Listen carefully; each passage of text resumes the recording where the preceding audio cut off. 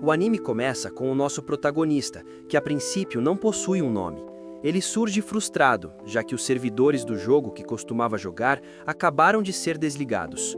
Como alguém que passou ao menos 10 anos imerso nesse mundo dos games, ele decide agir de maneira lógica, como qualquer jogador faria, e resolve buscar na internet por um jogo realmente difícil. Durante a pesquisa, ele se depara com uma página estranha.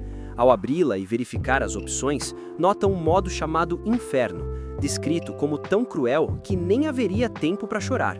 Aquilo chama sua atenção. Observando a imensa diferença entre dificuldade entre as classes, ele escolhe o Invocador, que era considerado ainda mais complexo do que o próprio Rei Demônio. Porém, para essa classe, seria necessário iniciar como um simples servo e depois passar por um teste. Ele estranha, mas acaba pensando que deveria aceitar. Curioso, concorda e clica na opção.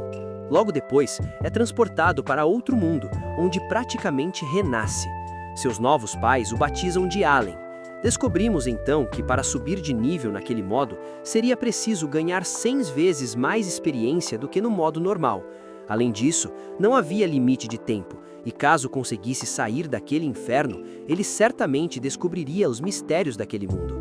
Assim, o tempo vai passando e ficamos sabendo que em sua vida anterior, seu verdadeiro nome era Kenichi Yamada, um homem de 35 anos, desempregado, solteiro e sem vida social. Agora, com apenas 1 ano de idade, ter reencarnado naquele mundo havia salvo sua vida. Ele se sente grato, pois apesar de ainda não conseguir falar, compreende tudo perfeitamente, já que tudo é traduzido automaticamente para ele. Como o próprio jogo indicava, ele começaria como servo. Sua família vive cultivando terras desmatadas para pagar impostos ao senhor daquelas terras. Sua mãe se chama Teresia e seu pai Rodan. Ambos aparentam ter cerca de 20 anos e demonstram muito amor e afeto por ele. Allen finge estar exausto para que o coloquem para dormir, e quando fica sozinho, tenta abrir sua janela de status, porém, nada ocorre. Ele tenta desde que chegou àquele mundo, mas não obtém êxito.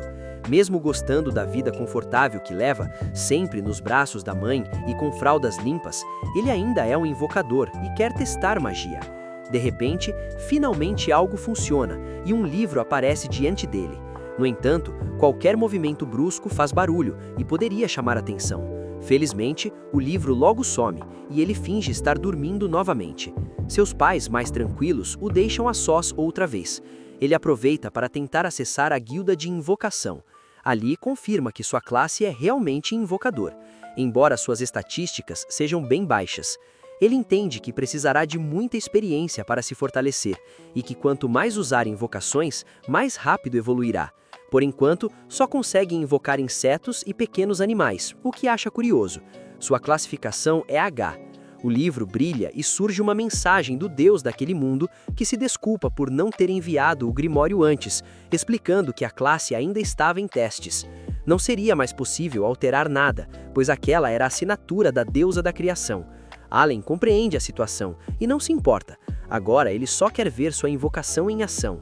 Ele tenta, mas não consegue nada de imediato. Não existe internet ali, então ele percebe que terá que encontrar soluções sozinho. Ele imagina que primeiro precisará criar um inseto para depois invocá-lo.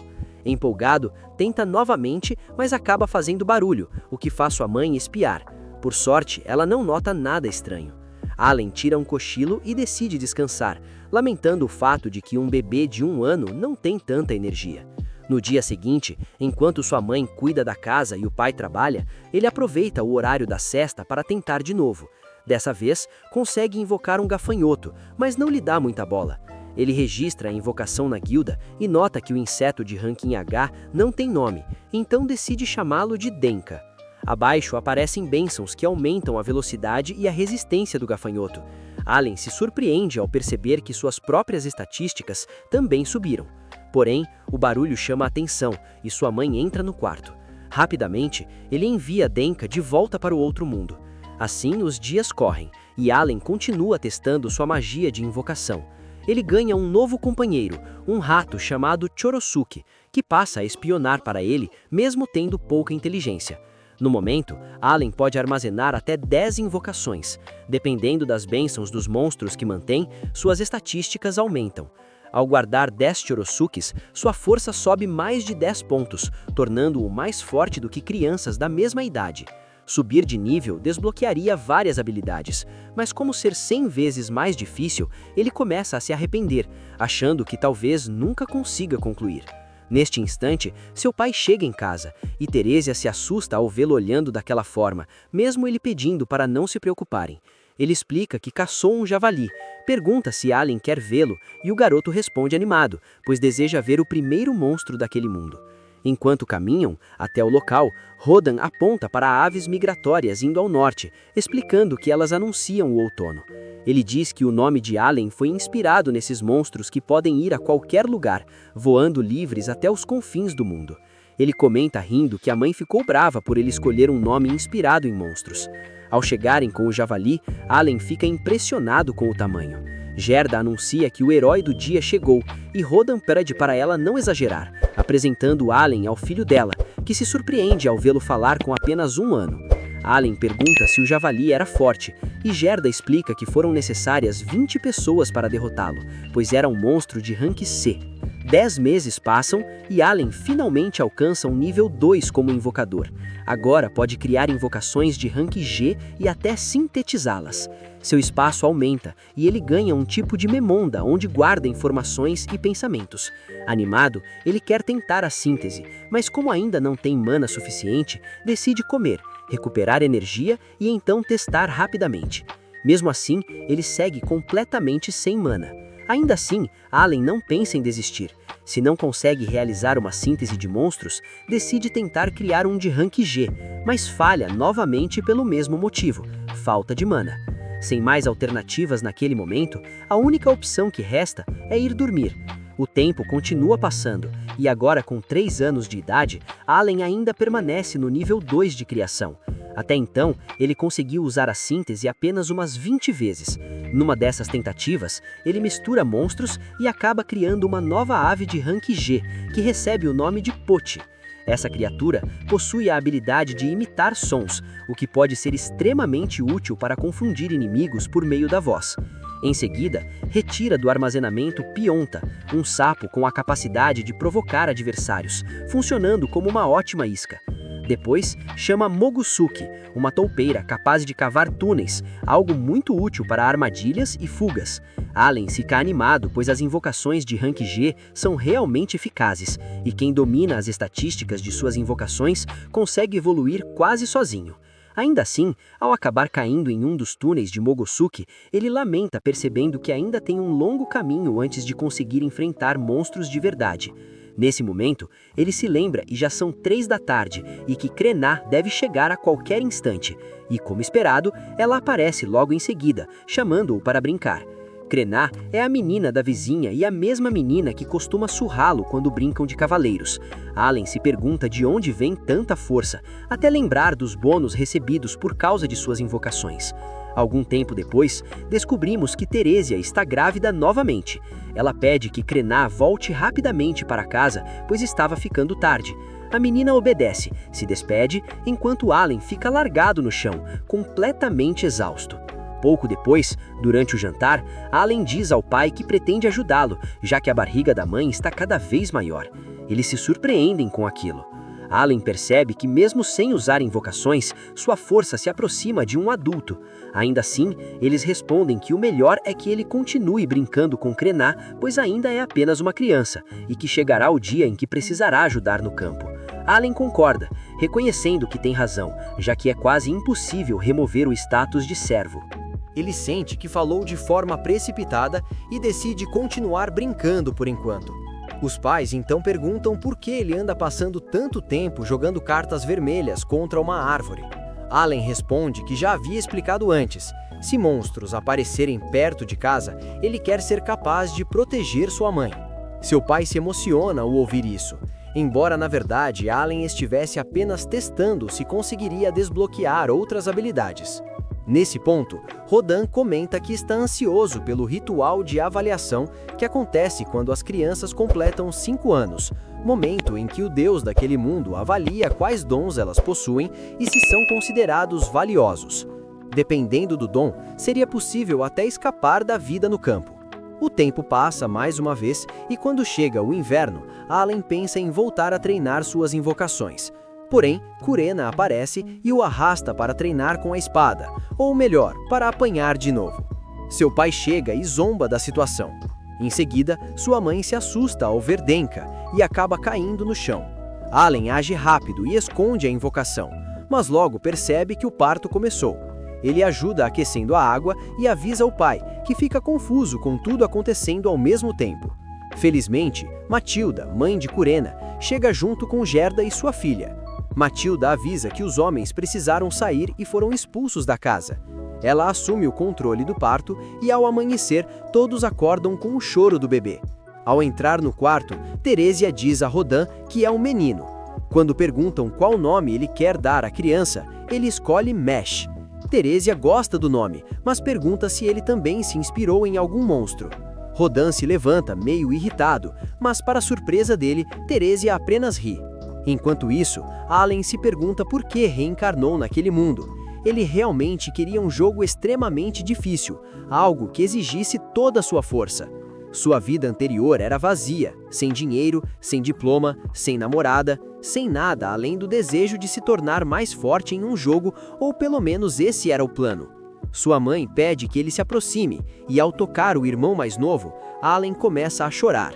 Teresia diz para não se preocupar, enquanto Alan pensa que ainda não sabe como fará, mas promete a si mesmo que irá livrar seus pais do status de servos e cuidar de tudo. Assim que Alan completa 5 anos, chega o momento da cerimônia de avaliação. No caminho até lá, ele pergunta ao pai como aquilo funciona. Rodan explica que é um evento especial no qual todos, desde os servos até os nobres, devem participar ao atingirem a idade de 5 anos. Caso demonstrem algum talento, podem ser libertos da servidão. A única desvantagem é que existem muitos concorrentes. Desde que se estabeleceram naquela terra, as pessoas passaram a ter filhos um após o outro, e agora há muitas crianças prestes a completar 5 anos, assim como ele. Quando Rodan termina de explicar, Krena, animada, pergunta se eles irão juntos à cerimônia de avaliação. Algum tempo depois, Krena se mostra empolgada ao chegar à aldeia dos plebeus e comenta que se for avaliada como uma espadachim, ela se tornará uma cavaleira. Alan observa as pessoas ao redor e percebe que algumas estão muito bem vestidas. Ele se pergunta se realmente são plebeus. Ainda assim, é surpreendente ver todos participando da cerimônia ao mesmo tempo. É evidente que algumas crianças estão vestidas melhor do que outras, algo que até uma criança consegue notar. Enquanto caminham, algumas pessoas fazem comentários sobre a aparência de Alan, dizendo que ele deve ser um servo por causa do cabelo e dos olhos escuros. Finalmente, 3 sacerdotes saem da igreja antes do início da cerimônia e declaram que Meia, o deus da criação, abençoa a todos igualmente com grandes oportunidades. O país já viu heróis cuja linhagem pode ser rastreada até a servidão. Como exemplo, citam a classe Santa, que nasceu plebeia, e Derf, o Senhor da Espada, que também teve origens humildes. Alan se lembra de que no jogo, classes como Herói ou Senhor da Espada só podiam ser obtidas por pessoas de classes sociais mais baixas. Aquilo parecia apenas uma configuração do jogo, mas claramente se aplicava àquele mundo. Isso explica por que todos, do topo à base, precisam passar pela cerimônia. Todos entram no local da avaliação e observam as estátuas dos deuses adorados naquela terra. Alan reconhece a estátua central como sendo de Meia, o deus da criação, a mesma entidade que lhe enviou a carta. Quando a cerimônia começa, os sacerdotes anunciam que iniciarão com o filho do chefe da vila, Bode Pelomas. Pedem que ele coloque a mão sobre a bola de cristal e explicam que qualquer talento ou atributo será registrado na placa de metal atrás dele. O garoto segue as instruções e assim que toca a bola de cristal, suas estatísticas aparecem na placa. Alan percebe que aquilo é muito parecido com a tela de status do seu grimório. O garoto demonstra talento para comerciante, o que deixa seu pai extremamente feliz. Ele o abraça, orgulhoso, e até chora de emoção. Alan percebe que possuir qualquer talento já é motivo de comemoração. As informações são exibidas com classificações no lugar de números, e Alan confirma isso consultando seu grimório, satisfeito por saber que ninguém além dele pode vê-lo. À medida que a cerimônia continua, Allen aprende que nem todos possuem talento, o que torna ainda mais valioso consegui-lo. Em seguida, um garoto chamado Doroga se apresenta e revela talento como usuário de machado. Allen fica surpreso, pois é o primeiro talento de nível A que aparece. Isso indica que é possível alcançar posições elevadas sem pertencer à nobreza. Quando quase todos já foram avaliados, chega a vez de Crena. Ela corre animada até a bola de cristal, curiosa para descobrir seu talento. Assim que toca o objeto, ele começa a brilhar intensamente, deixando todos sem palavras. Os presentes ficam chocados ao presenciar o milagre. Crena possui o talento de Senhor da Espada, um dos mais raros e poderosos existentes. O sacerdote anuncia, orgulhoso, que sua filha conquistou o melhor talento possível. No entanto, Crena fica um pouco decepcionada, pois queria ser apenas uma espadachim. Para Allen, porém, isso não é surpresa, já que aquele talento explica o quão absurdamente forte ela é. Por fim, chega a vez de Allen. Seus pais aguardam ansiosos para descobrir qual é o seu talento. Quando ele coloca a mão na bola de cristal, o brilho é ainda mais intenso do que antes. Rodan imediatamente se aproxima para verificar se está tudo certo, e Allen comenta que Crena já havia causado algo ainda mais impressionante. Quando tentam ler a placa, Rodan explica ao sacerdote que eles não sabem ler e pede que ele informe qual é o talento de Allen. O sacerdote concorda, mas toda a empolgação desaparece quando ele afirma que Allen não possui talento algum. Por um instante, Allen quase entra em pânico, mas logo percebe que algo está errado. Ele observa a placa de metal com atenção e nota que no espaço onde o talento deveria aparecer, há apenas um erro de escrita. Isso o deixa irritado, pois se trata claramente de um bug. Ele chega a culpar o Deus da criação, pensando que ele deveria aprender a balancear melhor o jogo, já que agora ninguém saberá que ele é um invocador. Mesmo assim, Rodan leva Allen de volta para casa, onde sua mãe o aguarda.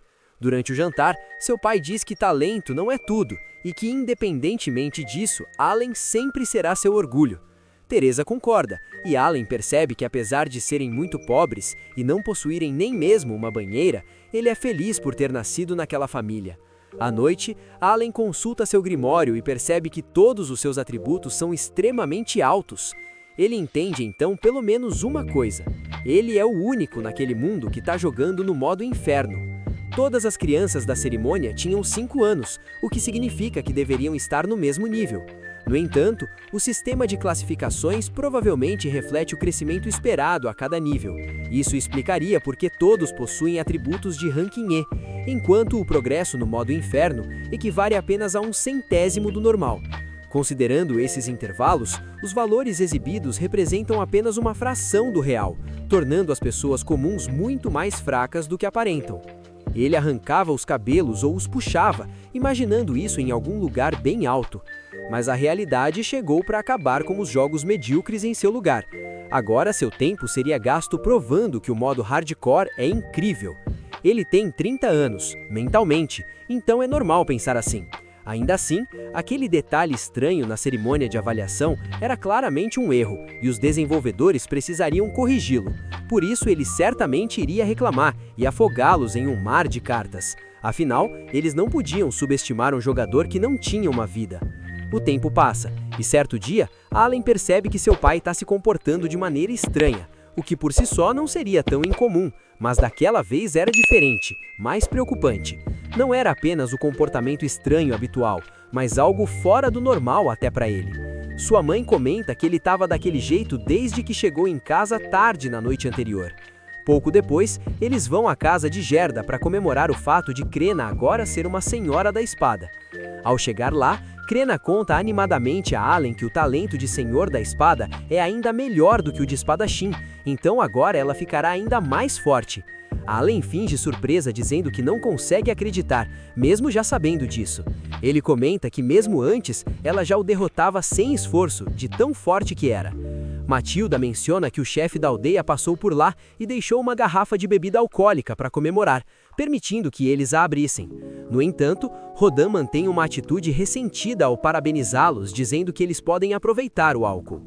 Gerda responde da mesma forma, afirmando que naquela casa, os convidados bebem primeiro. Allen começa a se perguntar se o pai sente inveja do talento de Crena, mas logo descarta essa ideia, pois Rodin não é assim. Deve haver outra razão. Rodin tenta servir o primeiro copo, mas Gerda diz que não vai beber nada se ele continuar com aquela expressão amargurada. Ela pede que ele pare de estragar o clima. De repente, Rodin quebra a garrafa no chão e diz que está feliz por Crena ter um talento incrível, algo que realmente merece ser comemorado. Em seguida, Gerda pergunta por que ele disse que iria cortar laços com a família. Essa revelação deixa todos em choque. Rodin explica que não é porque ele quer, mas porque o talento de Crena é extraordinário. Ela poderá se juntar à cavalaria para servir o país, e existe até a possibilidade de se tornar nobre. Pessoas assim não deveriam perder tempo socializando com servos. Nesse momento, Allen percebe que o pai estava tentando fazer um favor que ninguém pediu. Rodin insiste que ser uma senhora da espada é algo muito importante, mas Gerda responde friamente que isso não faz diferença. Cansado da discussão, Allen pede para que Crena intervenha, acreditando que isso possa acalmá-los. Crena imediatamente desembaina sua espada de madeira, pronta para agir. Mas antes que faça qualquer coisa, Matilda e Teresa assumem a situação. Fica claro ali o contraste entre as personalidades das duas mulheres. Teresa apenas aperta as bochechas do marido de forma controlada, enquanto Matilda simplesmente dá uma surra nele, lembrando uma cena de Os Incríveis, em que os personagens brigam durante o jantar. Depois que todos finalmente se acalmam, Allen pergunta a Matilda se eles sempre foram assim. Ela responde que a paternidade os deixou um pouco mais tranquilos, pois antes eles trocavam socos sem pensar duas vezes. Teresa sorri ao relembrar os velhos tempos e conta que, na verdade, os quatro são amigos de infância e cresceram juntos na mesma aldeia. Matilda explica que há cerca de 10 anos começou a circular o boato de que uma nova aldeia seria fundada e eles decidiram participar juntos do projeto. Conversaram em grupo sobre trabalhar lado a lado para construir suas próprias casas, o que explica porque ambas têm o mesmo projeto. Rodin comenta que, sendo mais pessoas, foi mais fácil construir duas casas ao mesmo tempo, considerando a mão de obra e os materiais. Gerda acrescenta que foi ela quem ergueu as vigas de sustentação, enquanto Rodin ficou responsável pelas paredes e pelos pisos. Em seguida, ela continua servindo a bebida e diz que também cuidou do telhado. Resumindo, Rodin menciona que não bebe saquê desde o dia do casamento, e Gerda diz que acontece o mesmo com ela. Tanto Rodin quanto Gerda costumam passar mal depois de beber, mas no dia seguinte seguem trabalhando normalmente. Na manhã seguinte, alguém informa a Gerda que a Ordem dos Cavaleiros chegou para ver Crena. Logo depois, Rodin e Gerda seguem para a aldeia dos plebeus com seus filhos. Enquanto muitas outras pessoas se reúnem ao redor para observá-la, Allen comenta que parece que a notícia de que Crena é uma senhora da espada já se espalhou. De repente, Doroga se aproxima de Crena e Allen. Allen o reconhece como o garoto da cerimônia de avaliação. Ele já exibe seu talento como usuário de machado, segurando um grande cabo. Doroga pergunta o que Allen está fazendo ali, e diz que perdedores sem talento não têm lugar naquele local. Antes que Allen possa responder, Crena avança para defendê-lo, afirmando que ele está ali porque é forte. Doroga não acredita e o lembra das classificações de Allen, zombando dele. Doroga tenta atacá-lo, mas seu pai o segura rapidamente para contê-lo. O chefe da aldeia então anuncia que a Ordem dos Cavaleiros chegou e pede que todos abram caminho. Todos reconhecem o capitão, um mestre espadachim chamado Zenoff. Crena fica extremamente animada por finalmente ver verdadeiros cavaleiros. Já se passaram 3 anos desde que ela e Allen brincavam de cavaleiros, e agora eles os vê de verdade. Crena se apresenta entusiasmada diante do capitão. Allen pergunta se agora ela deixará a aldeia para se tornar uma cavaleira. Gerda rapidamente explica a Zenoff que sua filha tem apenas 5 anos e nunca empunhou uma espada de verdade, então não teria chance alguma. Zenoff não vê isso como um problema, pois no fim ela ainda é uma senhora da espada. O único problema seria se tudo fosse uma mentira para enganar o homem chamado Granel. Gerda nega nervosamente, e então Zenoff se vira para o vice-capitão sem permitir qualquer protesto. O capitão percebe que algo está errado, e Zenoff os adverte de que falsificar os resultados da cerimônia de avaliação é punível com a pena de morte. Por isso, eles precisam confirmar se o talento de Crena como senhora da espada é legítimo. Para isso, será realizado um duelo de esgrima. Gerda implora por misericórdia, pois a vida de sua filha está em risco, mas Zenoff afirma que se ela não lutar, será executada, junto com toda a família, no lago. Allen não esperava algo tão extremo, e se pergunta se aquelas pessoas perderam completamente a cabeça. Todos ao redor ficam tensos e preocupados. No entanto, no momento em que Krena vê uma espada de verdade pela primeira vez, ela corre imediatamente em direção a ela. Krena aceita o desafio e enfrenta Liberand, o vice-capitão dos cavaleiros, surpreendendo a todos ao manejar uma enorme espada com grande precisão. Mesmo sendo apenas uma criança, ela resiste aos ataques de um adulto experiente, causando desespero em seus pais e indignação em Allen ao ver a força excessiva usada contra ela. Após ser lançada contra a parede, Krena se levanta e libera uma pressão intensa, revelando uma habilidade especial que a torna superior a Liberand. Com um golpe final, ela parte a espada do vice-capitão ao meio, provando que poderia ter matado. O duelo é encerrado, e Liberand reconhece sua derrota, elogiando a força de Krena. A multidão aplaude, e não restam dúvidas de que ela é uma verdadeira senhora da espada. Zenoff admite o resultado, pede desculpas por sua postura anterior e parabeniza Gerda pela criação da filha. Mais tarde, todos se reúnem para um jantar, onde Zenoff se apresenta como capitão dos cavaleiros e explica que foi enviado para confirmar a existência de um senhor da espada na região. Impressionado, ele revela que a aldeia será renomeada em homenagem a Krena, e pede que Gerda continue treinando sua filha para que no futuro ela estude na academia e possa servir a família real.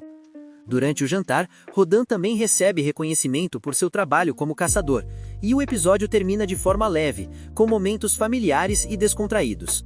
Se você gostou dessa história, se inscreve, deixa o like e comenta para apoiar o canal.